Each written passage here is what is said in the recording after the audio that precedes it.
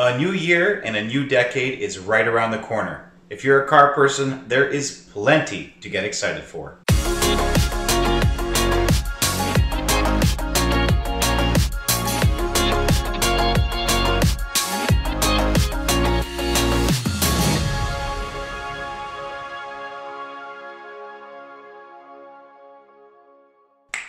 Let's start off here looking at the past. We've been absolutely littered with amazing hypercars. The fact that that word even exists says a lot. A few decades ago, supercar was something amazing. A car that was able to tickle the threshold of 300 kilometers an hour. Now, no big deal if you've got the money. Hypercars are on a whole other level, from Pagani Huayras to Bugattis and all the rest out there. The point is not that you can't afford it or that I can't afford it. The fact of the matter is that the 1% that can are driving the technology and engineering forward. Amazing limits are pushed from point of design and sustainability, and you gotta give them credit where it's due. Top speeds are consistently pushed, and it's now come to a point where throwing gobs of power at the problem is no longer efficient. You've got to talk about the actual aerodynamics of the vehicle. It's pretty cool that the same thing that can affect gas mileage or cornering stability can also affect the outright top speed. And that's where the little engineering factors are going to come into the future here. The trickle-down effect isn't going to mean that you're going to go 300 kilometers an hour on your way to the grocery store. The fact of the matter is it may be a more fuel-efficient trip or potentially a more comfortable or stable or quieter trip. And that all comes down from the engineering. Even if these vehicles are unattainable to the masses, they're still really important. The first thing I'm excited for is electrification. The fact of the matter is that these electric vehicles are now viable as a choice for your next car. Large gas companies are already advertising that they've got superchargers that can get you countrywide. The ability to see beyond electric range anxiety is here. The fact that we're talking about distances that are beyond what we need, and if we need to supplement them with superchargers, they're everywhere. We are seeing all sorts of integration for electricity within racing. You've got hybrid systems from Porsche Le Mans cars to Formula One cars in a full-on Formula E series, which I think is actually going to be more and more exciting as time goes on. Technologies behind cars like the Rimats or let's say Porsche's 919 Hybrid Evo. Just these names of these cars just keep getting longer. Not looking forward to that in the future. Aren't going to be about the mechanical leaps and bounds anymore. Sure, there'll be improvements along the way, but we've pretty much mastered what we can do with the mechanical components of the car, like suspension or tires or rims. What we're gonna see is a development of software. Torque vectoring is huge when we're talking about individual electric motors at each wheel. The fact is that you can program each wheel to get the most grip out of whatever type of situation the car is in. That's something that's gotta be mastered and programmed, but that's pretty darn exciting. We're looking at a point where a driver input will be displaced onto the tarmac to the most efficiency possible. Sure, in racing, that's going to be speed. Again, that will trickle down to your common cars where it's going to be, I don't know, safety, gas mileage, whatever it is. It's going to be awesome. Outright performance. Even more notable is the fact that we live in a world where the Cybertruck simply exists. I don't mean as a car you can buy today, and who knows if it will be on time for buying it 2 years from now. The fact of the matter is it's out there. You've either heard about it, talked about it, seen it, or you live under a rock. This vehicle is literally the Kool-Aid man of the automotive marketplace. Oh yeah! It has broken down walls all over the place.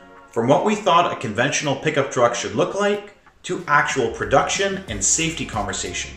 People talking about the fact that, you know what, that design isn't safe, what if a pedestrian gets hit?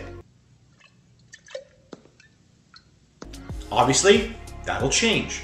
What about that odd look? Those panels are super weird. The fact is that it's easier for production in terms of the type of steel that they're using. Beyond all of that, the fact is this giant hole in the wall, it's opened up all sorts of conversation, and that is super exciting. The other day I was at work and someone brought up the fact that there's a Rivian truck. Yes, I know the Rivian is out there. Did you know? Probably not. The fact of the matter is that the truck market is going to be prime for electrification. The way that these vehicles are designed, you're going to have lots of room for batteries, Lots of room for utility and space for occupants, and that's what everybody wants. We want to maximize efficiency of everything. There's no doubt that bigger manufacturers are working on some absolutely awesome stuff behind closed doors. We're going to see that in the very near future. The Cybertruck is slated for approximately 2 years from now, and the Rivian is even closer than that. But what's Ford got, Chevy, Chrysler, Ram, Dodge, however many you want to talk about, they're all working on something. And here's the thing. Here's this marketplace that all these manufacturers are coming in on. It's only going to benefit the consumer. You're going to have plenty of choice. There'll be lots of innovation. What's not to like about that? I'm actually really excited, if you couldn't tell. I'm not saying that the Cybertruck is beautiful by any means here. What I'm saying is it's opened up doors of perception, and we're in for a treat with regards to choice in the near future. Let's just all agree that the Cybertruck is a lot more useful than a banana taped to a wall. And apparently that qualifies as art nowadays. Don't believe me? Google it. Before I move beyond the electric car thing for the future, I want to talk about one more thing I'm actually really excited about. This year, Pininfarina came up with a car called the Battista. Yes, it's electric. Electric motors don't make much noise, the car doesn't make much noise, and for enthusiasts, that's a big part of the picture here. What did they do? They worked on tailoring and sculpting the body to make sure that as it cuts through the wind, it has a very unique sound to it. I'm excited that that's the mindset, and we'll see more stuff like that in the future. Who knows what there's going to be? Are you going to have a car that sounds like you're moving through space? Are you going to be in ultra quiet territory like a Rolls Royce? I can't wait to find out. Something else that's exciting going into the next decade is car mergers. Now I know that doesn't sound like music to everyone's ears, but it's actually pretty cool in my opinion. We've got lots of small manufacturers tackling niche markets. What about the globalization and efficiency of your more commonplace cars that I talked about, the affordable stuff? Well, larger companies are acquiring smaller companies and merging, and that just helps them to globalize their product.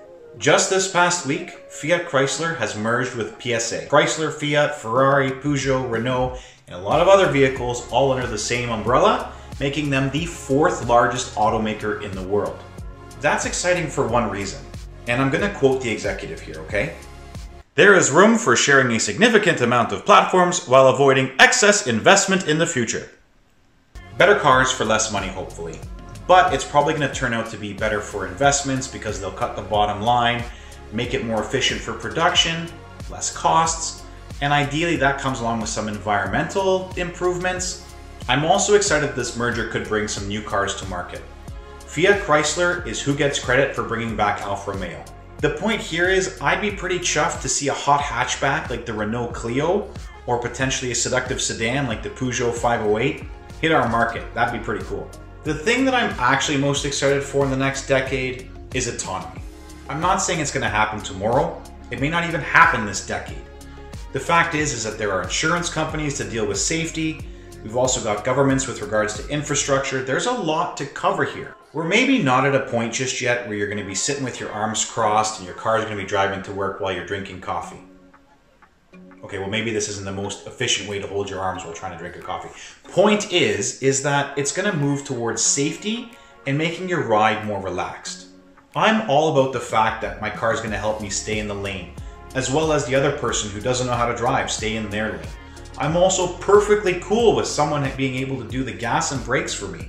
That's here now on higher level cars or as options, but more so we're going to see that trickle down into that's standard on all cars. It'll be standard for safety, it will be standard for market competitiveness, and that's just going to be exciting in the fact that we're all going to get to enjoy a more mundane and relaxed travel time for those drives to work, those drives to the grocery store that aren't as entertaining. The next decade is going to show the separation of commuting versus enjoyment. There's a whole younger generation that has no interest in driving at all, to be honest with you. They'd rather go from A to B. So for those that do take an interest, does that open up the roads? Do they become more safe? Where's it going to go? I don't know, but I'm down to find out. Hope you enjoyed my thoughts on that one. I'd love to hear your opinion in the comments down below. All the best in the new year. Let's hit the next decade with all gas, no brakes.